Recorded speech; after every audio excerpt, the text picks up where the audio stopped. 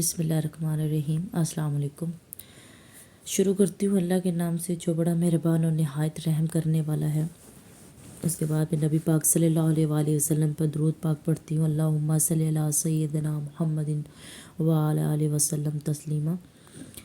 आज हम सूरह बकरा की आयत नंबर 23 से 26 तक तिलावत भी करेंगे, तर्जमा भी पढ़ेंगे और इंशाअल्लाह ताला इसकी तफसीर को पढ़ेंगे, समझेंगे और इस पर अमल करने की अल्लाह ताला हम सबको तौफीक दे। बिस्मिल्लाहिर्रहमानिर्रहीम। फ़इन लम तफ़अलू वलन तफ़अलू फ़त्तक़ुन्नारल्लती वक़ूदुहन्नासु वल्हिजारतु उइद्दत लिलकाफ़िरीन। बस अगर तुम ये नहीं कर सकते और हरगिज़ नहीं कर सकोगे तो इस आग से डरो जिसके ईंधन आदमी और पत्थर होंगे, जो काफरों के लिए तैयार की गई है। वबश्शिरुल्लज़ीना आमनू वअमिलुस्सालिहाति अन्ना लहुम जन्नतिन तजरी मिन तहतिहल अनहर कुल्लमा रुज़िकू मिनहा मिन समरातिन रिज़्क़न क़ालू हाज़ल्लज़ी रुज़िक़ना मिन क़ब्लु वअतू बिही मुतशाबिहन वलाहुम फ़ीहा अज़वाजुन मुतहरातुन वहुम फ़ीहा ख़ालिदून। और जो लोग ईमान लाए और उन्होंने नेक काम किए, इनको ए पैगंबर सल्लल्लाहु अलैहि वसल्लम खुशखबरी दे दे। इनके लिए बहशत के वो बागात हैं जिनके नीचे नहरें जारी हैं। जब इन्हें इन बागात का कोई मेवा खाने को मिलेगा तो कहेंगे ये तो वही मेवा है जो पहले ही हमें खाने को मिल चुका है, क्योंकि इन्हीं मिलती जुलती सूरत और रंग के मेवे मिला करेंगे और बहशत में इनके लिए साफ़ सुथरी बीवियां होंगी और ये लोग उस बाग में हमेशा रहेंगे।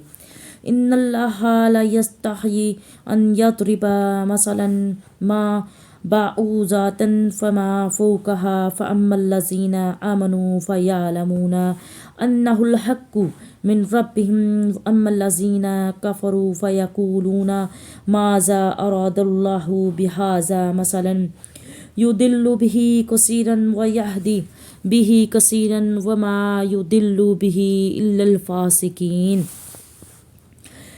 बेशक खुदा मच्छर या इससे भी बढ़कर हकीर चीज़ की कोई मिसल बयान करते हैं नहीं छीनता। बस जो लोग ईमान ला चुके हैं वो तो बायकीन जानते हैं कि ये मिसल बिल्कुल ठीक है और इनके परवरदिगार की तरफ से है। अब रहे वो लोग जो काफिर हैं, बस वो बोल उठते हैं कि खुदा का इस मिसल से क्या मतलब है।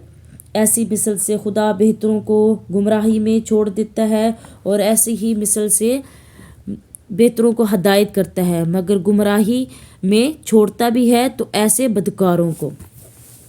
अब हमने सूरह बकरा की आयत नंबर 23 से 26 तक की तिलावत की और उसका तर्जुमा भी किया। अब इसकी हम तफसीर करते हैं और इसको समझने की और इस पर अमल करने की इंशाअल्लाह ताला हम पूरी कोशिश करेंगे। इस आयत में अल्लाह ताला फरमाता है, पत्थर से मुराद बकौल इब्ने अब्बास गंधक के पत्थर हैं और बाज़ हजरात के नज़दीक पत्थर के वो असनाम यानी कि बुत भी जहन्नम का ईंधन होंगे जिनकी लोग दुनिया में पुरस्तिश करते रहे होंगे, जैसे कि कुरान मजीद में भी है, तुम और जिनकी तुम इबादत करते हो जहन्नम का ईंधन होंगे। इससे एक तो ये मालूम हुआ कि जहन्नम असल में काफिरों और मुशरिकों के लिए तैयार की गई है, जहन्नम का ईंधन होंगे। और दूसरी बात ये कि मालूम होती है कि जन्नत और दोज़ख का वजूद है जो उस वक्त भी साबित है। यही सलफ़ उम्मत का अकीदा है, यही तमसीली चीज़ें नहीं हैं जैसा कि बाज़ मुतजद्दिदीन ने मुनकरीन हदीसें बावर करवाते हैं। कुरान करीम ने हर जगह ईमान के साथ अमल साहलिया का तज़किरा फरमाकर इस बात को वाज़े कर दिया है कि ईमान और अमल साहलिया इन दोनों का चोली दामन का साथ है। अमल साहलिया के बगैर ईमान समआवर नहीं और ईमान के बगैर अमाल खैर की अंदल्लाह कोई अहमियत नहीं। और अमल साहलिया क्या है? जो सुन्नत के मुताबिक हो और खालिस रज़ा इलाही की नीयत से की जाए। खिलाफ सुन्नत अमल भी नामकबूल और नमूदो नुमाइश और रियाकारी के लिए किए गए अमल भी मरदूद और मतरूद हैं। متشابہن کا مطلب یا تو جنت کے تمام میووں کا آپس میں ہم شکل ہونا ہے یا دنیا کے میووں کے ہم شکل کا ہونا ہوتا ہے، تاہم یہ مشابہت صرف شکل یا نام کی حد تک ہی ہوگی، ورنہ جنت کے میووں کے مزے اور ذائقے سے دنیا کے میووں کو کوئی نسبت ہی نہیں۔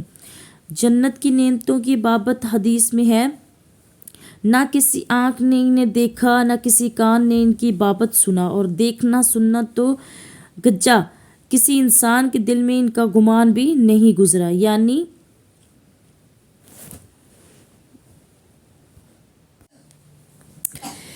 ہم نے آج سورہ بقرہ کی آیت نمبر 23 سے 26 تک کے ترجمہ بھی کیا اور اس کا تفسیر بھی کی ہے اور ترجمہ بھی پڑھا ہے الحمدللہ۔ یقیناً آپ کو سمجھ بھی آئی ہوگی۔ اللہ تعالیٰ نے کتنی خوبصورت سے اپنی کتاب قرآن مجید میں ہمیں جنت و دوزخ کا فرق بیان کیا ہے کہ جو لوگ میری عبادت کریں گے، میرے رسول کے اطاعت کریں گے تو ان کو جنت ملے گی، اور جو بتوں کی پوجا کریں گے تو ان کو دوزخ کا ٹھکانہ ان کا گھر ہوگا۔